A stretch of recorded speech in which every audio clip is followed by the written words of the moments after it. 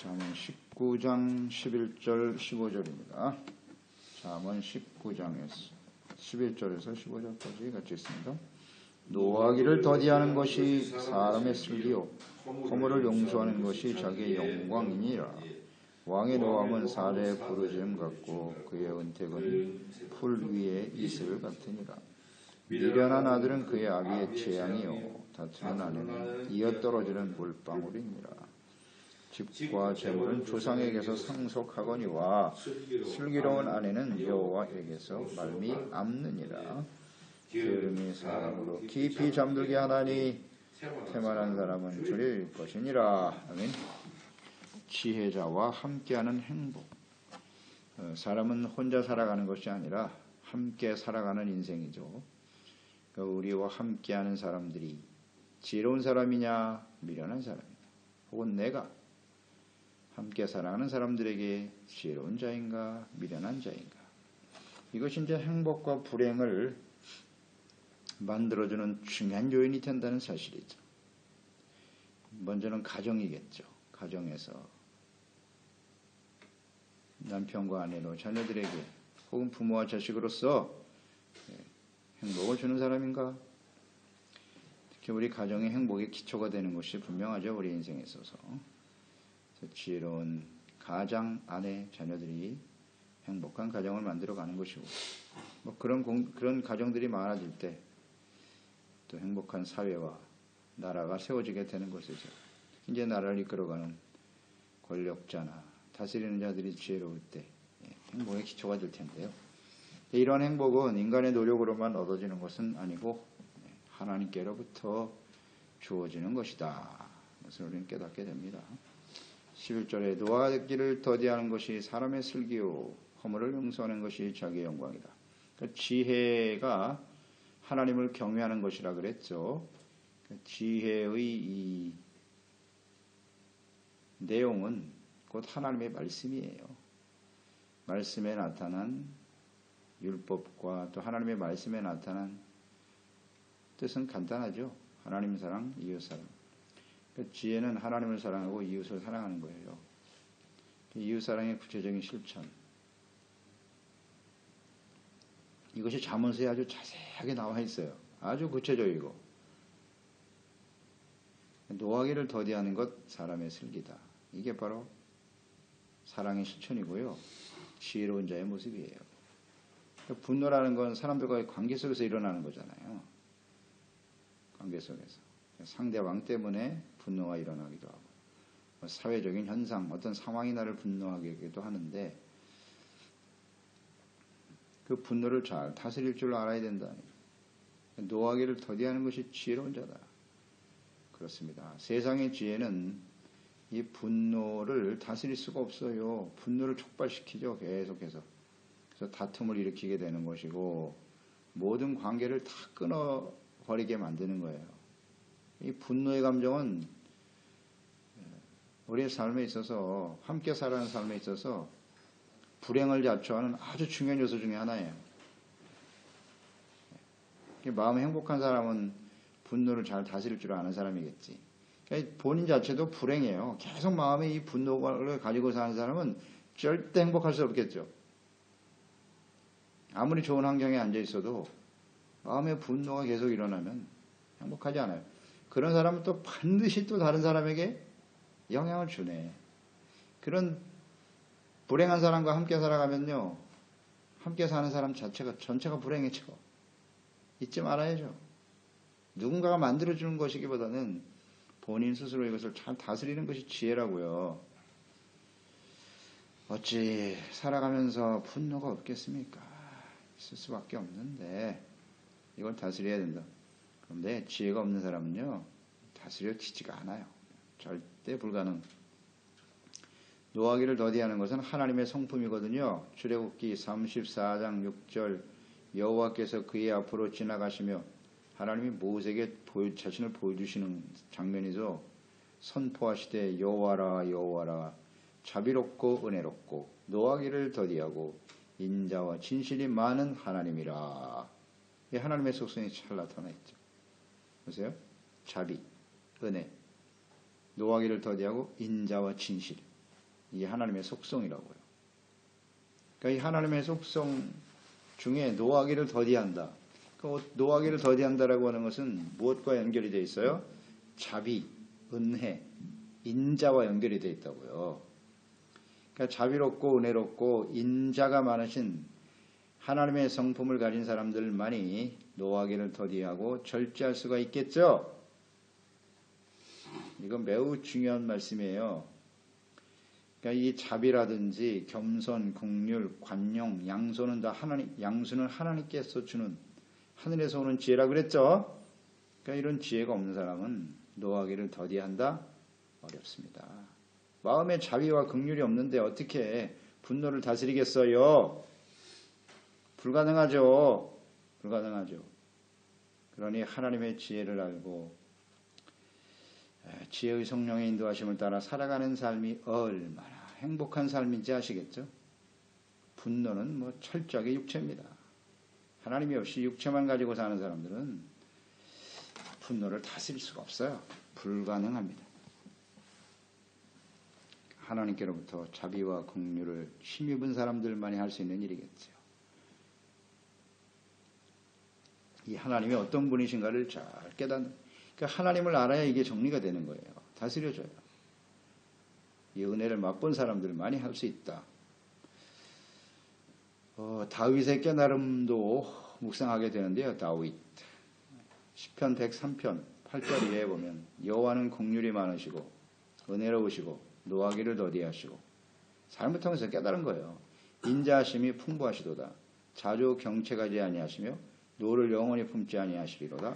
우리의 죄를 따라 우리를 처벌하지 아니하시고 우리의 죄악을 따라 우리에게 그대로 갚지 아니하셨으니 이는 하늘이 땅에서 높은 같이 그를 경외하는 자에게 그의 인자하심이 크심이로다.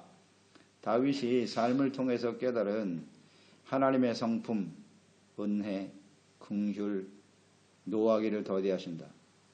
인자가 풍부하신데 그게 구체적으로 어떤 내용이냐면 자주 경책하지 않으셨고 노를 영원히 품지 않으셨고 우리의 죄를 따라 처벌하지 아니하셨다는 거예요. 하나님은 원래 분노하시는 분이세요. 질투하시는 분이기도 하고 죄에 대해서는 아주 엄하시죠. 그런데 내가 하나님 앞에서 끊임없이 주님의 마음을 아프게 하고 죄를 짓고 불의한 모습을 보였을 때 하나님은 계속해서 자비와 긍휼로 우리를 참아주셨다는 거야. 나를 노하기를 더디하시더라는 거죠.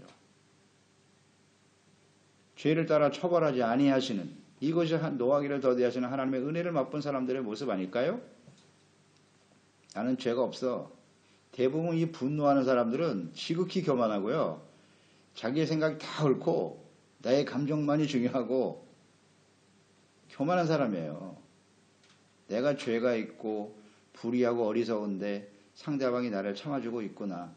하나님이 나 같은 죄인도 용서해 주시고 그때그때마다 그 죄에 대해서 경책지 아니하시는 하나님이 얼마나 감사한지 이런 걸 맛본 사람만이 일어나는 분노를 다스릴 수가 있다. 그래, 저 사람도 완전하지 못하지. 이해가 되잖아요. 나 같은 사람도 하나님이 용서해 주셨는데 뭐 나도 하나님의 자비와 긍휼로 살고 있잖아. 하루하루를. 그러니까 상대방을 이해하고 용납하게 되는 거예요. 그 분노의 감정을 다스리게 되는 거죠.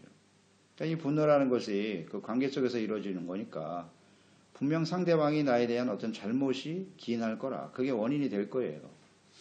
뭔가 나의 마음을 섭섭하게 하고 나를 좀 상처를 주거나 힘들게 하겠지. 그러니까 분노가 일어나겠죠.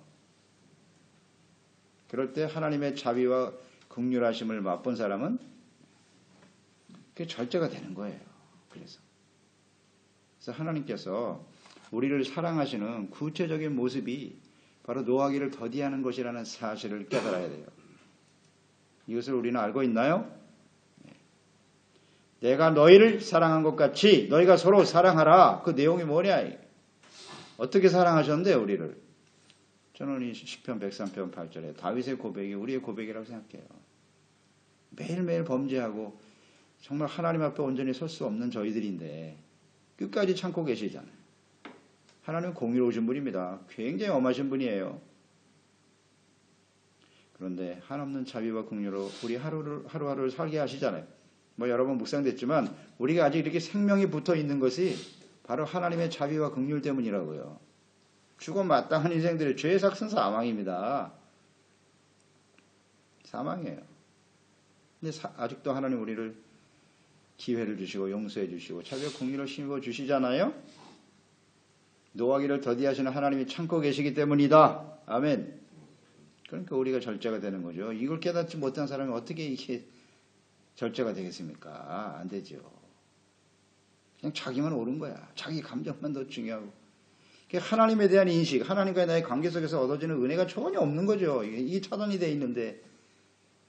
그래서요, 우리 마음속에 자꾸 분노가 일어나거든. 사람들에 대해서. 이게 절제가 안 되거든요. 다른 생각 하지 마세요. 응? 사람을 바꿔주고 상대방을 이게 바뀌어집니까? 그런 기대를 하지 마세요. 이제는 상대방이 나의 생각과 뜻에 맞춰달라고 그런 의미 없는 생각을 할 필요가 없어요. 하나님과의 관계를 회복해야 돼요. 내가 하나님께부터 얼마나 큰 은혜를 받았는가를 생각해야지. 간단한 이치 아닙니까? 상황을 바꿔주세요. 내가 분노하지 않도록. 사람들을 바꿔주세요. 뭐 어떻게 하겠다는 거예요? 그런 게 근본 해결책이 아닙니다. 모든 사람이 나의 생각과 뜻대로 내 감정대로 움직이게 해주세요? 그건 어리석은 거예요. 어리석. 그런 인생은 없어요.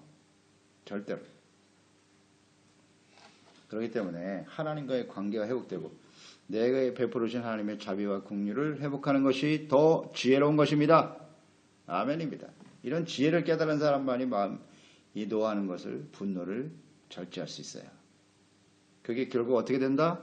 자기 영광이 된대잖아요. 이 말씀은 얼마나 지혜로운 말씀인지. 그러니까 상대를 용서하고 불쌍히 여길 때 그게 자기의 영광이 된다. 왜냐하면 자기도 하나님께로부터 그렇게 자비와 긍휼을 힘입어 살아갈 수 있기 때문에. 하나님께서 분노하시면요, 우리는 교만한 자는 패망하잖아요. 멸망하면 그건 수치가 되는 거예요. 근데 하나님이 나를 용서해 주시고 자비와 긍휼을 품어주시면, 하나님이 우리를 귀하게 여기시면 그게 영광 아닙니까? 우리가 긍휼히 여겨야 하나님이 우리를 긍휼히 여기신다고요. 그게 영광 아닌가요? 수치와 멸시를 당하죠. 죄를 짓고 돌이키지 못하면. 너무나 잘 알잖아요. 우리는 하나님의 자녀와 백성이라도 주님의 말씀을 저버릴 때 당하는 그 수치와 멸망의 길들, 거기서 벗어난다는 뜻이에요. 이게 바로 지혜입니다. 그래서 12절로 이어지죠. 왕의 노함은 사자의 부르짖음 같고 은택은 풀이의 이슬 같다. 왕, 권력자죠. 지도자가 이 분노를 다스리지 못하면요, 모든 사람들이 불행해지는 거예요. 그렇지 않겠어요? 절대 권력자인데. 그러니까 이 노하기를 더디할 줄 아는, 이걸 절제를 할 줄 아는 왕이 되어야 한다는 뜻이에요. 특히 지도자. 가정에선 가장이죠. 그 맨날 분노하는 가장과 분노하는 그 지도자 밑에 사는 사람은 어떻게 되겠어요? 참 불행하죠. 불행합니다. 그러니까 이런 게 바로 연결이 되는 거예요.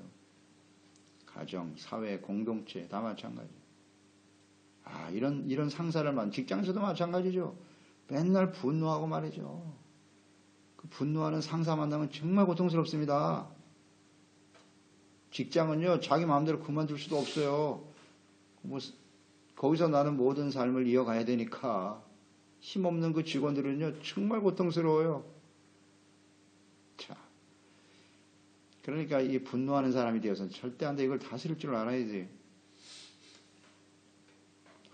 이거 뭐 경험해본 사람은 알 거야. 정말 고통스럽습니다. 무슨 일을 해서 갖다 줘도 그 맨날 화만 내고 말이죠. 와, 진짜 고통스러워. 그래서 우리가 만약에 또 왕이나 지도자나 공동체의 어떤 중요한 위치에 있다면 이 분노를 다스릴 줄 아는 지혜로운 사람이 되어야 해요. 그것이 자신의 행복이고 모든 사람에게 행복을 주는 거니까. 이런 게 지혜인데.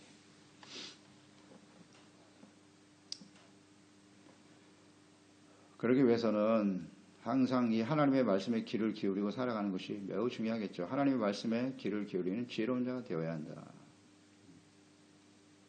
특히 지도자인 경우에는 더더욱 그래요. 이 지도자가 은혜를 베풀 때 그것은 풀이에 있을 것 같다 그랬잖아요. 풀이의 이슬은 생명을 주는 거죠. 그리고 계속해서 번성하게 하죠. 기쁨이죠. 기쁨을 주는 거예요. 신명기 32장 2절이죠. 내 교훈은 하나님의 말씀 있잖아요. 내 교훈은 비처럼 내리고 내 말은 이슬처럼 맺히나니 연한 풀이에 가는 비 같고 채소 위에 단비 같도다. 무엇이? 내 교훈이. 그래요. 그러니까 이 지도자가 은혜를 베풀 수 있다는 것은 풀이의 이슬 같다 그랬으니까 그것은 철저하게 주님의 교훈의 말씀, 지혜의 말씀을 받아들이고 그 말씀을 통해서 우리의 마음이 이렇게 촉촉하게 생명이 흘러 넘치는 이런 상태가 돼야 되는 거지. 이게 얼마나 중요하냐고. 그래서 우리가 이렇게 하나님 말씀 묵상하고 예배드리고 말씀을 듣는 것은 주님의 교훈이 우리의 심령 속에 이렇게 단비처럼 내리는 거예요. 촉촉하게 젖어지잖아요. 그 말씀을 들으면 우리 마음속에 참된 평안이 찾아오고 기쁨이 찾아오고 생명이 흘러 넘치고 아멘. 그런 사람이 돼야지. 그런 지혜로운 자가 돼야 그런 가정이 행복하고 그런 사람이 이끌어가는 공동체나 사회 은혜가 넘쳐나지 않겠습니까? 그런 사람이 돼야죠.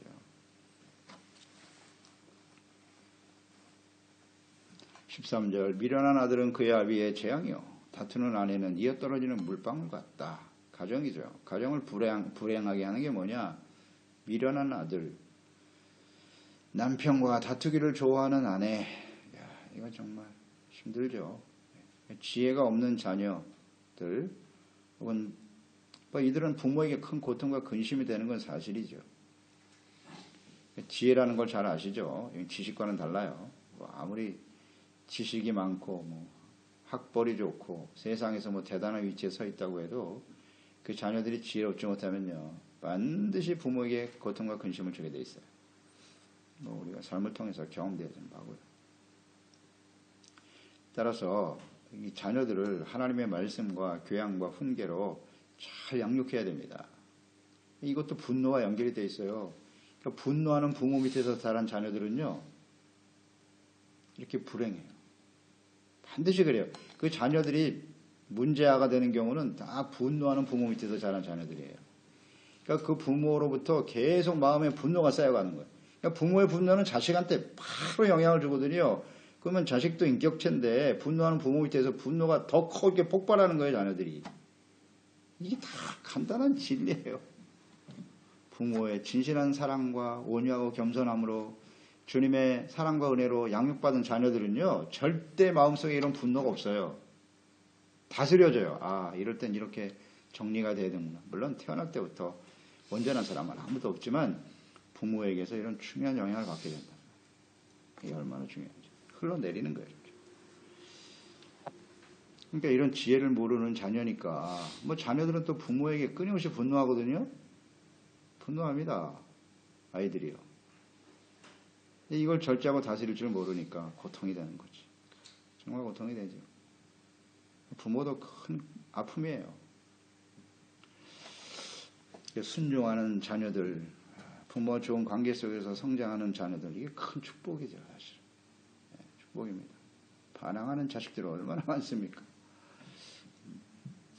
그래서 우리 부모들의 책임은 이 가정교육이 매우 중요하다는 거죠.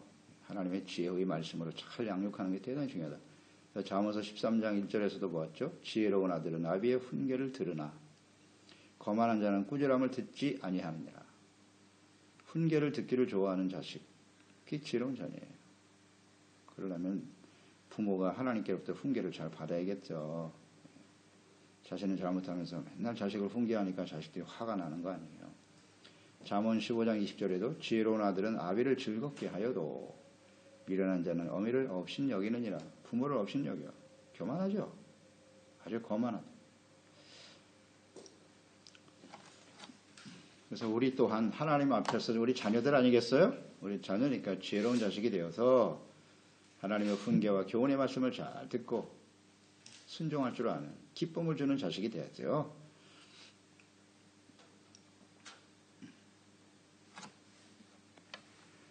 그 다음 아내, 다투는 아내와 함께 살아가는 정말 고통이죠.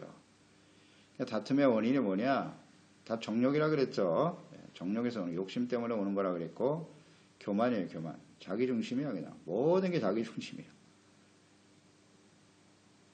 그래서 끊임없이 다툼을 일으킬 수밖에 없어요. 하나님의 은혜를 맛보지 못한 사람이라고 봐야 돼요.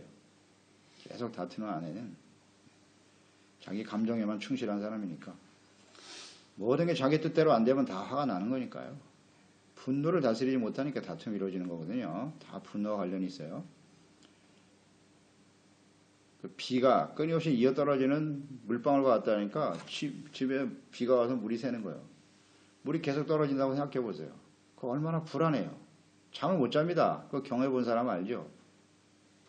잠을 못 자요. 이 지붕이 무너지는 건 아니까. 근심, 불안함, 걱정이 떠나질 않아. 떠나질 않아. 오늘은 또 괜찮을까? 맨날 심기만 살펴. 아, 불안하죠, 이거 정말. 하루하루가 불안해. 오늘은 좀 조용히 넘어갈래나? 계속 다투고 싸울 수도 없고 말이죠. 아, 고통스럽죠, 이거. 맨날 눈치만 살피고 있으니. 불행한 가정이죠. 불행한 가정. 그 아내는 자기 자신은 또 불행하다고 생각하겠지. 그러니까 계속 분노하고 싸우려고 덤벼드는 거겠지만.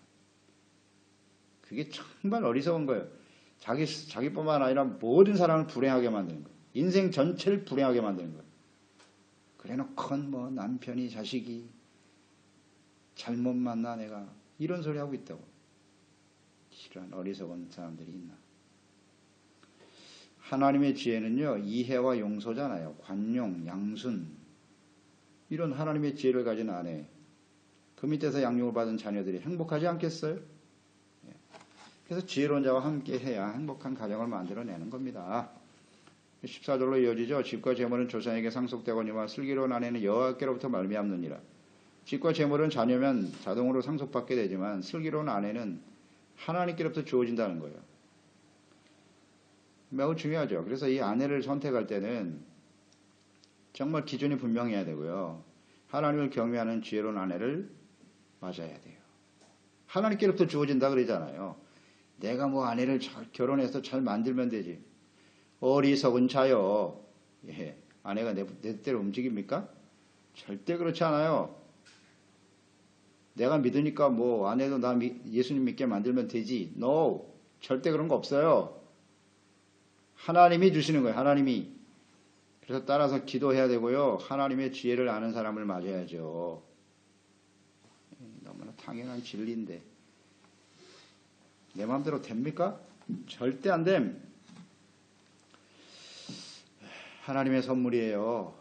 그렇기 때문에 잠언서 18장 22절에서 보았죠. 아내를 얻는 자는 복을 얻고 여호와께 은총을 받은 자라 그랬잖아요. 지혜로운 아내를 얻는 것은 하나님이 주시는 은총이다. 그러니까 내 생각, 내 의지대로 뭘 아내를 어떻게 할 수 있다는 생각을 버려야 돼. 그 자체가 교만이에요. 하나님께서 주시는 선물임을 생각하고 하나님의 말씀과 뜻에 맞는 지혜로운 아내를 선택하는 것이 하나님의 축복이다. 이렇게 결론을 맺을 수 있겠죠. 그런 아내와 행복한 가정을 이루는 게 대단히 중요하고요. 하나님의 은혜라는 거. 15절 게으름이 사람으로 깊이 잠들게 한다. 태만은 사람을 줄이게 한다. 잠언서 6장에서도 보았죠. 10절 이하에 좀 더 자자, 좀 더 졸자, 손을 모으고 좀 더 누워있자. 빈궁이 도적같이 찾아온다. 게으르면 반드시. 이 게으른 사람, 이것이 지혜롭지 못한 사람입니다. 그러니까 자신에게 주어진 직무가 무엇인지, 사명이 무엇인지, 내가 무엇을 해야 하는지 이것을 전혀 인식하지 못하는 상태니까 게으른 거예요. 지혜로운 사람은 게으를 수가 없어요. 항상 주어진 일에 부지런함과 성실함으로 섬길 때 무엇보다도 영적으로 게으른 것이 가장 심각하죠. 영적으로 게으르게 되면 사망이 도적같이 찾아오는 거죠. 그래서 지혜로운 인생이 될 수 있도록 내가 지혜로운 자가 되어 가정과 또 모든 사람을 행복하게 만드는 신실한 종들이 되어야 하겠습니다. 하나님 아버지, 오늘도 지혜의 말씀을 들을 수 있도록 은혜 주시니 감사합니다. 우리가 하나님께로부터 구원을 받아 하나님의 자녀가 되고 하나님의 자비와 긍휼과 용서를 힘입어 의롭다함을 얻게 된 것이 얼마나 귀한 축복인지요. 그런데 우리는 이것을 종종 잊어버리고 살아갈 때가 많아요. 하나님이 매일매일 우리 인생 전체의 죄를 용서해 주시기도 하셨지만은 매일매일 하나님께 불순종하고 악을 행하는 저희들을 오래 참으시고 자비와 사랑으로 노하기를 더디하시며 이끌어 주시는 주님의 은혜 가운데 사는 저희들이 아닙니까?